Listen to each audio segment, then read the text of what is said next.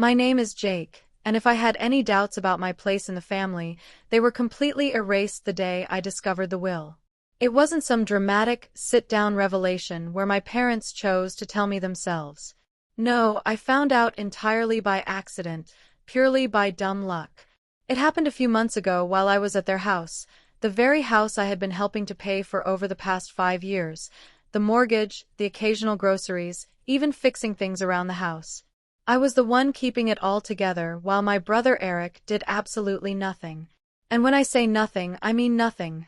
No job, no responsibilities, just lounging around, expecting life to hand him everything on a silver platter, which, apparently, my parents were more than happy to provide. That day, I was helping my dad with some paperwork because, as usual, neither of them could be bothered to figure things out themselves. He had asked me to scan some documents for him, legal and financial stuff, and I didn't think twice about it until I noticed a folder labeled Estate Plan and Last Will and Testament sitting right there in the stack. Now, I don't normally snoop, but curiosity got the better of me. After all, I had been the one making sure they had a roof over their heads. It wasn't unreasonable to wonder how things were set up for the future. I opened it. That's when I saw the words that made my stomach drop. Everything, and I mean everything, was going to Eric. The house, their savings, their assets. Not a single mention of me, except for some generic lines about loving both of their sons equally. Sure, equally. That's why they made sure their golden child would inherit everything while the son actually keeping them afloat didn't even get a footnote. I felt like a fool. Here I was, bending over backward for them, ensuring bills got paid, making sure they never had to worry about food, while they planned a future where I got absolutely nothing. And Eric, he wasn't just lazy, he was entitled. He never lifted a finger, never contributed a dime, yet somehow convinced them that he deserved it all. Maybe because he was the younger son, maybe because they always spoiled him, maybe because he knew exactly how to manipulate them. Whatever the reason, they had made their choice. I sat there staring at the paper, my hands shaking with a mix of rage and betrayal. How long had they planned this? Had they always intended for me to be their free financial safety net with nothing in return? Did they even appreciate what I had done for them? I had no idea how long I'd been sitting there, but eventually, my dad noticed I wasn't scanning anything. "Hey Jake, what's taking so long?" he asked, walking back into the room. I didn't even bother hiding the will. I held it up and looked him dead in the eye. "So this is how it is," I said, my voice unervingly calm. "Everything to Eric, after everything I've done for you." My dad's face went pale for a second, then he sighed, as if I were some little kid throwing a tantrum. "Jake, it's not what you think, really," he began. I snapped. "Really?" "Because it looks pretty damn clear to me. I've been paying your mortgage, helping with groceries, fixing up the house, while Eric does nothing, and you still decided he's the only one who matters." Dad looked uncomfortable, but instead of explaining, he just muttered, "It's complicated." That was it. No apology, no attempt to justify beyond those two useless words, a weak excuse paired with an expectant look, like he was waiting for me to drop it and go back to being their personal ATM. I should have walked out right then, but I wanted to hear it from both of them. So I called for my mom. When she came in and saw the will in my hands, her reaction wasn't much better. She at least looked guilty, but the words she spoke made my blood boil. "Jake, honey, you don't need the inheritance," she said gently, as if doing me a favor. "You have a good job, you're independent. Eric, well, he struggles. We just want to make sure he's taken care of." That was the moment something inside me snapped. They weren't even in it. They knew exactly what they were doing, and in their minds, it was completely justified. They had spent years enabling Eric's laziness, and now they were rewarding it by handing him everything while I was tossed aside like an afterthought. I took a deep breath, clenched my jaw, and set the will down on the table. "Got it," I said, my voice eerily calm. "Glad to know where we stand." Then I turned and walked out, ignoring their protests. As I slammed the door behind me, it hit me. They had made their decision. Now it was time for me to make mine. I didn't go back. I didn't call. I didn't check in for the first time in years. I let them handle their own damn problems. If they needed something fixed, they could figure it out. If they needed groceries, they could go to the store themselves. And most importantly, if the mortgage bill came, I wasn't paying it anymore. The silence lasted about 2 weeks. At first, I think they assumed I was just pouting and would come crawling back like always, maybe expected me to cool off and apologize for daring to question their choice. But as days passed with no word from me, and more importantly, no financial help, you could practically feel the shift in their attitude. Then one afternoon, my phone buzzed. Dad texted, "The property taxes are due." That was it. No "Hey, how are you?" No apology, no acknowledgement of what I'd done. Just a cold, transactional message, as if I were still the walking ATM they could tap whenever they pleased. I stared at the screen, almost amused at how predictable they were. They really thought they could demand money like nothing had happened, that I'd keep playing my part as their safety net after they made it clear I was disposable. I typed back calmly, "I'm sure Eric will handle it since the house is his." It took exactly 5 minutes for my mom to call. I let it ring. Then another text came through. Mom texted, "Jake, please don't be like this. We need to talk." Oh, now they wanted to talk. Now that their bills were piling up and reality was hitting. I waited an hour before replying, "There's nothing to talk about. You made your choice. Now you can live with it." I thought that would be the end of it for the day. I had made my stance crystal clear, and not a single part of me felt guilty. But then Eric decided to chime in.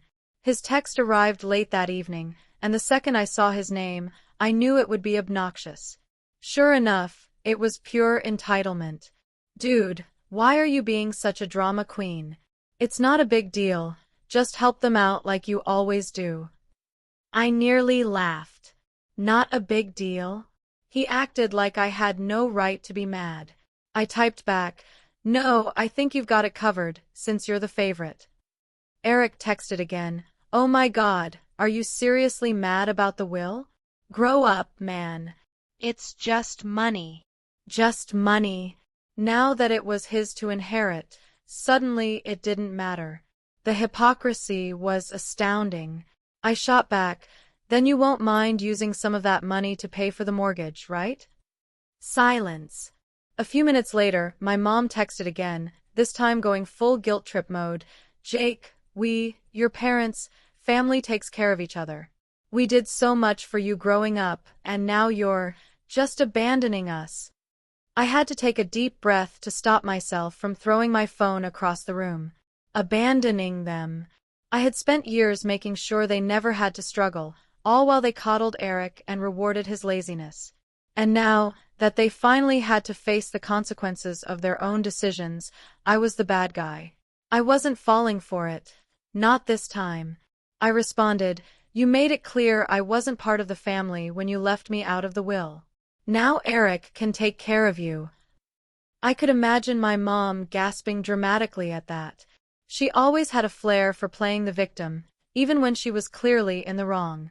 A few minutes later, my dad sent another text. This one had me seething. "We're not asking for much, just enough to cover the mortgage for a few more months until we figure things out. Don't be selfish." The word selfish made my blood boil. I had been bailing them out for years, sacrificing my own money, my time, my energy, to make their lives easier. I had done everything a good son was supposed to do. And how did they repay me? By ensuring I got nothing in return. And now, when I finally stood up for myself, I was the selfish one. I clenched my jaw, took a deep breath, and typed back, "No, I'm done." Then I turned off my phone. They had made their choice. Now they were going to live with it. The silence lasted a day. I knew my parents wouldn't give up that easily, but I wasn't prepared for what came next. The following morning, I woke up to a notification, a bank transfer request. I frowned and unlocked my phone. It was from my mom. She had actually sent me a request for money, as if I were an ATM. The amount? $3,500. I stared at it in disbelief, half laughing at the audacity.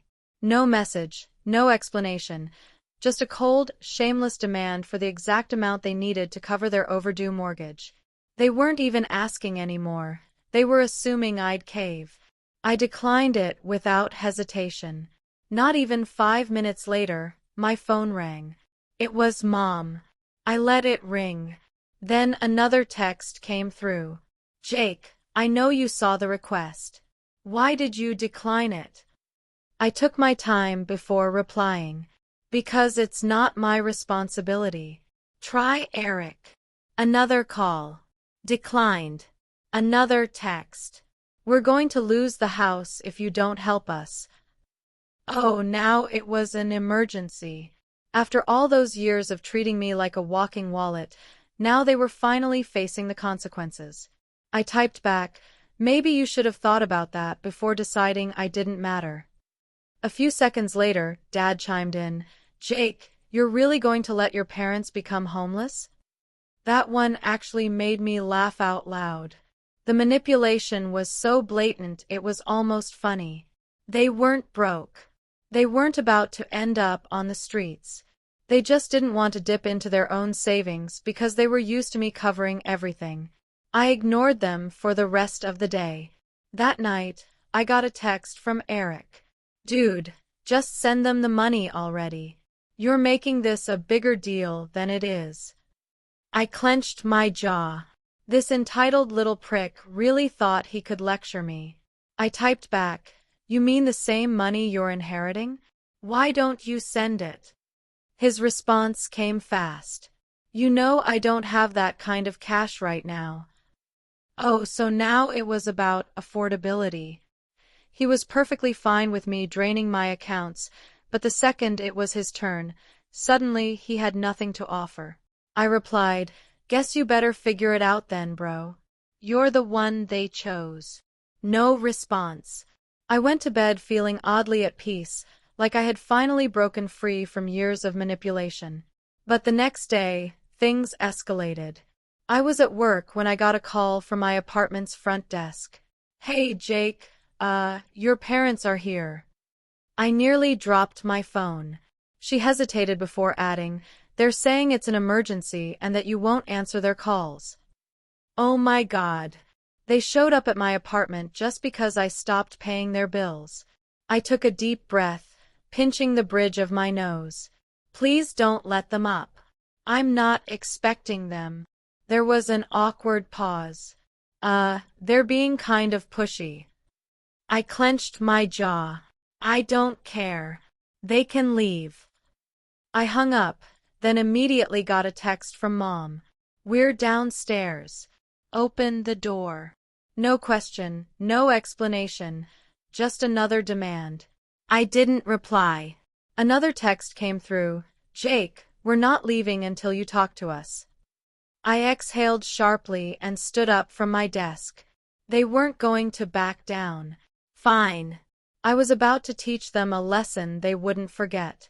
I grabbed my keys and stormed downstairs, blood boiling. I wasn't scared. I was furious. The sheer audacity of these people, showing up uninvited, demanding money like I was their personal ATM. Not even a phone call first. Not even a half-hearted apology. Just a full-on ambush. They really thought they could corner me into submission like I was some naive kid. I yanked the door open. There they were, Mom, Dad, and of course Eric, all standing in a tight formation, like they were about to stage a family intervention. Mom had her arms crossed, her classic disappointed mother, look locked and loaded. Dad stood stiff, hands in his pockets, a mix of frustration and entitlement on his face, like he couldn't believe I was actually making him do this in person.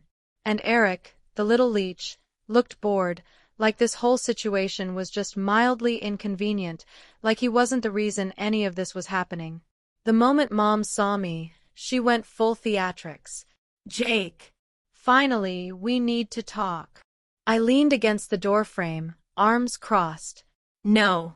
You need to leave. She blinked, as if physically unable to comprehend what I just said. Excuse me. You heard me, I said, my voice calm, controlled but firm. You don't get to just show up at my apartment demanding money. That's insane. Dad let out a sharp scoff. Are you really going to let us lose the house over a petty grudge?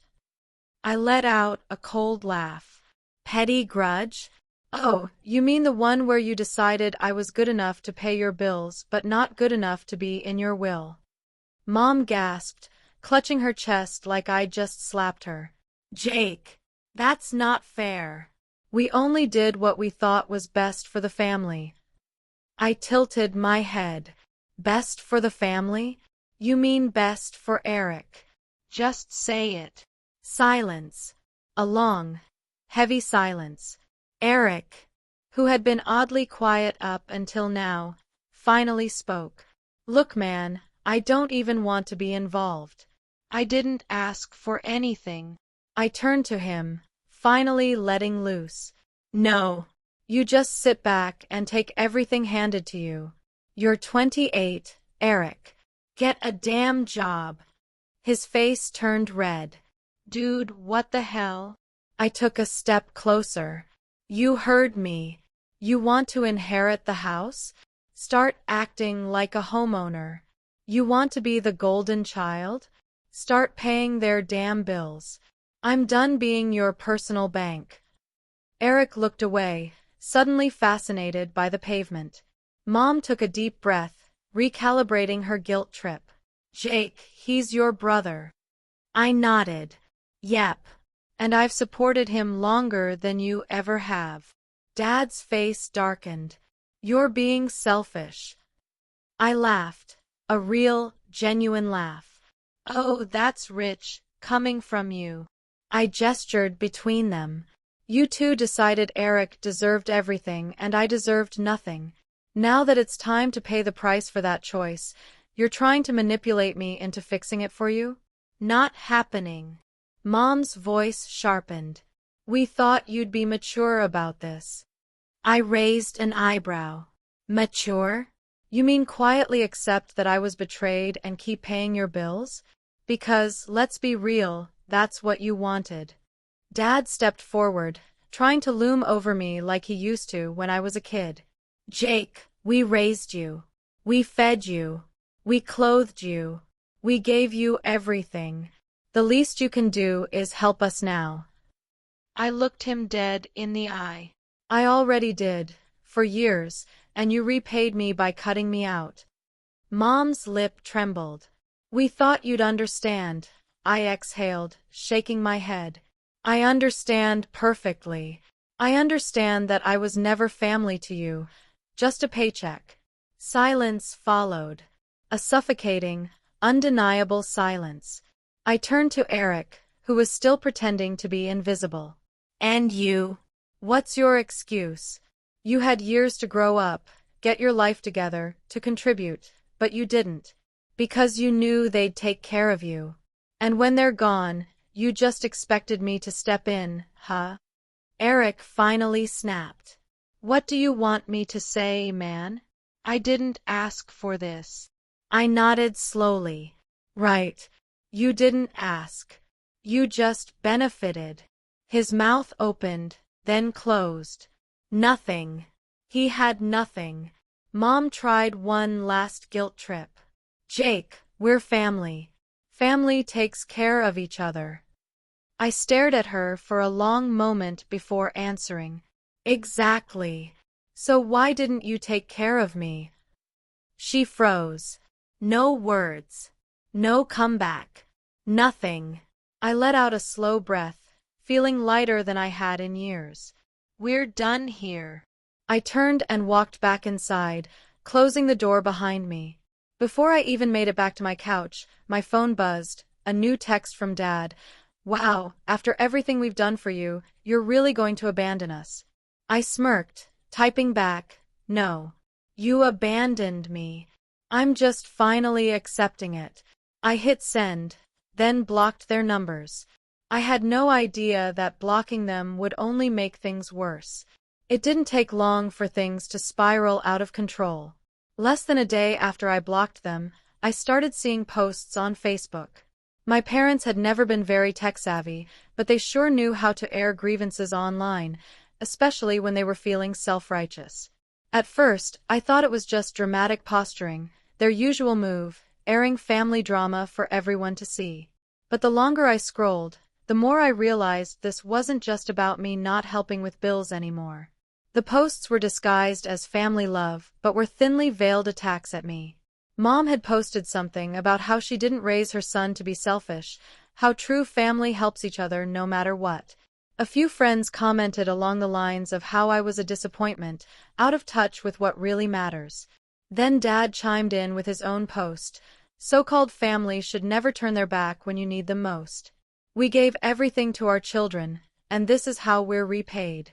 My son, who should be helping us in our golden years, has chosen to abandon us. He tagged me, adding a passive-aggressive, "I hope you're happy." But the real kicker came from Eric. I should have known he'd join in. He shared a post brimming with falsehoods.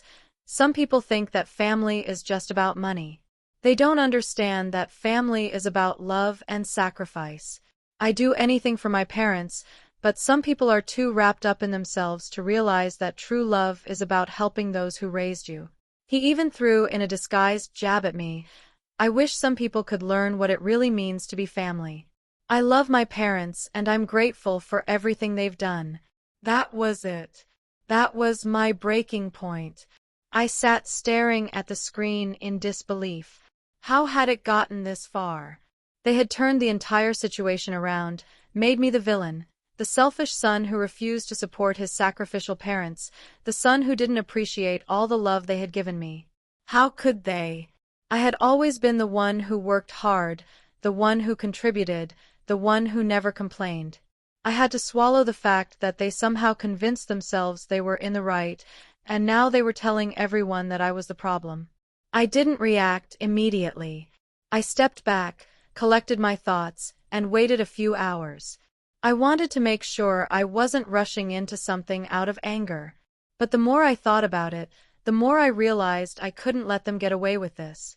If they were going to drag my name through the mud, I was going to set the record straight. I pulled out my phone and started typing. I opened my own Facebook account, the one I kept for close friends and real family, and posted a lengthy update. I wasn't interested in playing their game.